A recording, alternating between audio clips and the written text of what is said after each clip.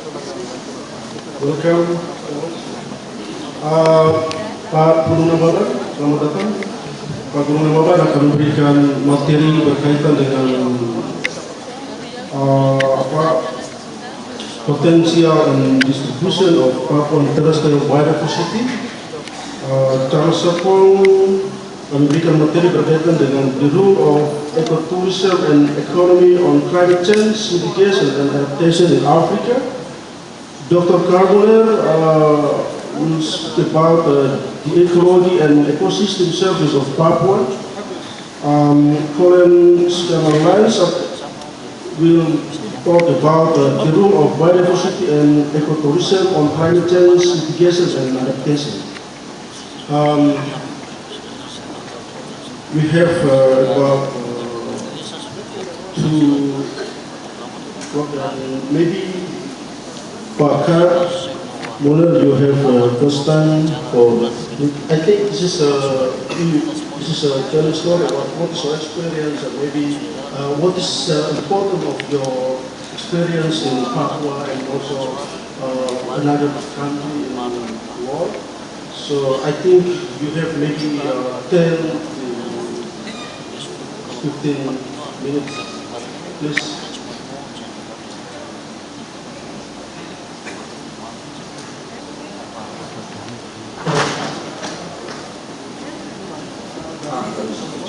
Okay, selamat siang, Bapak, Ibu, hello everyone.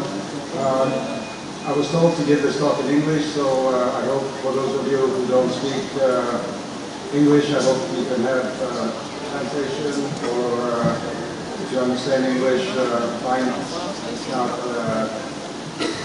I'll try to, maybe I can make a few summary points in Indonesian. The first thing I want to talk to you about is the information that's available about Papuan biodiversity. You may know about a 2-volume book called The Ecology of Papua. How many people have heard of the book or have read the book? Well, even better, any of you have heard of this 2-volume book? Raise your hand if you've heard of Ecology of Papua, 2 volumes. 1, 2, 3, 4, 5. Okay, not very many. This is one of the problems. It's only in English, and there's not even a summary available in Indonesian. The book was published in 2007, and it's part of a series that covers all of Indonesia, major areas of Indonesia. There's one on Kalimantan, one on Sumatra, one on Bali and the east, and then 2 volumes on the Indonesian seas, which is, I think, quite important. And then the last one was about Papua, 2 volumes on Papua. Prior to that, about 25 years before then, we have a man called Gresset, who published a book called The Biodiversity and Ecology of New Guinea. An excellent book, but that's very difficult. I'm sure very few of you have even heard of it, and I'm sure you haven't read it. Now, one of the problems with the ecology of Papua, it was written by 86 different authors, whereas all the other ecology books were written by a single author. So there's not much continuity in this ecology of Papua because it's so different authors. They don't necessarily follow each other. The book didn't have an overall editor. There were 2 guys who edited it, but I thought the editing was not very good. And one of the problems, which I find in many books about Papua, there are references to places and villages in the text that are not located on any maps. Now, I've done a number of books on Papua, and I try to make sure that every time I write the name of a village, the name of a place, Pegunungan, a mountain range, a river, I give the name. By the way, I did publish a book, but only in Indonesian, Keragaman Hayati Tanah Papua, The Ecology of Papua. But that was only published in Indonesian with UNIPA. I have that book and other books too, either on a DVD, which you can copy if you want, or on a flash drive if you have a computer, just plug it in the flash drive. Most of my books are on both of these outside things that you can plug into the computer or make a copy.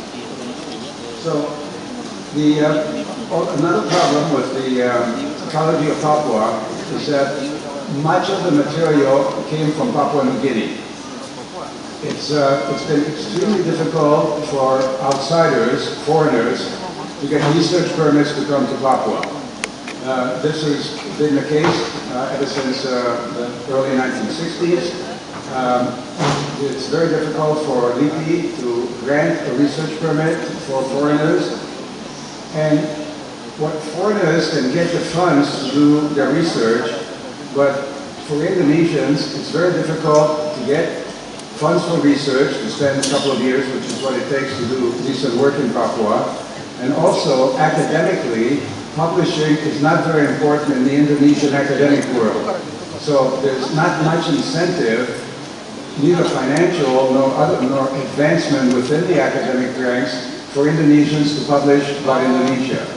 Yet, this is what we need. We need Indonesians, we need Papuans to publish in Indonesian about Papua. And this is what we don't have. I've tried to remedy this with a number of books that I've written that are available in Indonesian. As I mentioned, if you don't have them, I'll give the titles to you. Mengenal Papua was the first one. Then Daratan Tinggi Papua, Pantai Selatan Papua, dan Pantai Utara Papua. I divided Papua into 4 major geographical areas, and all those books are in English, and they're in English and in Indonesian. That's available to you if you want after the talk, or come up and see me afterwards. There's already 2 gentlemen who've asked me to do this, so I'll be very happy to do it when possible. The Conservation International has done a number of studies about Papua, but here again, the publications, which are quite good, were in English only. So we have this problem of lack of material available in Indonesian. Now, a few Indonesians, academics, can read English, especially they can read their specialty. What is needed is something a bit simpler for the general public. And the things that I've written are written for the general public, like Keragaman Hayati Tanah Papua is much simpler, the language is simpler, the concepts are simpler than in the 2-volume Ecology of Papua. So, as I said, that's available in a flash drive or on a DVD. Now, the next thing I want to talk about, because I don't know how much time I have left, I'm trying to hurry through this so I don't step on anyone's time. I want to talk about eco and cultural tourism. I've been working for the last 20 years. I've worked in the Mimika Regency, Kabupaten Mimika, and I've developed a program for tourism to Chamorro villages. Usually we go to 2 different villages, and we have a program that includes the ecology mainly of the mangroves, because they live right next to the mangroves, somewhat in the sea, but the Chamorro don't go very far out to sea, so it's the ecology of a mangrove. Now, one of the problems I've had, and I've had many different problems, one of the problems is that it's very hard to find an English-speaking Chamorro, because I want to give up this program to be run by the Chamorro. But all the people that we've had are English speakers, so there's no, there are a few Chamorro who speak English, but they all work for the government, they all work for higher paid jobs. The problem with tourism, especially initially, is that there are not enough foreign guests to justify them leaving whatever else they're doing. So we have this huge problem that we need. It's one of these horse or cart. What comes first, the horse or the cart? Do we have infrastructure? Do we have English-speaking guides first, or do we start on promoting tourism, getting people here? Now, one of the problems that we have, and this is all true for all of Papua, is the fact that it's very expensive to get here. In the previous series of lectures, we've heard about the expense of coming to Papua. I have a very strong suggestion to make to the government. When you look at the map, we're directly south of Tokyo. So Tokyo, Seoul, northern China, directly to the north of us. If they could land in Biak, which was an international airport for quite a while, and then the flights could go straight to Australia. This way, we could bring any number of tourists from Japan, from Korea, from northern China. We could bring them to Papua. Now, At the beginning, of course, the publicity has to be done, because all the publicity so far, any publicity, is mainly European. When you look at the tourists that come to Papua, almost all of them are European. There's a few Japanese. There are a few Japanese, but as far as I know, the only Chinese I've met are businessmen, people who set up palm oil plantations or work in the oil industry or whatever. So as far as tourists, it's not known. In China, there's nothing known about tourism in Papua. They all go to Bali, of course, or a few other places. So there has to be publicity, but this flight, I think, would not be so difficult to open between the northern Asia, if you want to call Tokyo northern Asia, part of China and Korea, coming to Biak. Biak was an international airport, as you know, and then from Biak going on to northern Australia. So this, what I mentioned to you earlier, it's expensive. Maybe this flight would be cheaper, I don't know. I don't know how to bring down the cost of flights. Like for my area, for Tunica, we have a flight once a day from Bali, but it's only by Garuda, and it's quite expensive. So you either pay that flight or you don't come. So if there could be more competition, if Lion Air or some other airlines would be given permission to fly from Bali to Tunica, the flight is always full. So it's not a matter of not having enough people for the flight. So the fact that it's very expensive from Bali, it's almost as expensive as from Bali to Jakarta. All of this was brought out earlier in the previous set of discussions about how difficult and expensive it is to come to Papua. The other problem that I've seen a lot of foreigners they question the Surat Jalan. They wonder why is a Surat Jalan necessary. They think a Surat Jalan necessary because Papua is unsafe. There may be a very few areas of Papua unsafe. The road between Tirong and Mulia, I would not recommend for anyone, whether they're Indonesians or Papuans. It's an area where you have the most activity, anti-whatever activity. But as far as I know, all the other areas are safe, and certainly the Mimika area is safe, the Valley is safe. So almost all of, so I think if the government could only require a Surat Jalan for the parts that are unsafe, as opposed to all of Papua. A lot of people have this question, why do we need a Surat Jalan? We don't need a Surat Jalan to anywhere else in Indonesia. Why do we need a Surat Jalan to Papua? The biodiversity that I've dealt with, that I give to the visitors, involves the mangroves. And I've written about the mangroves. It's, 5 minutes, okay. Okay, so will there be question time at the end, or do we do questions during my 15 minutes? Pertanyaan dalam 15 menit atau waktu selesai semua? Kalau ada pertanyaan dari tamu-tamu kita,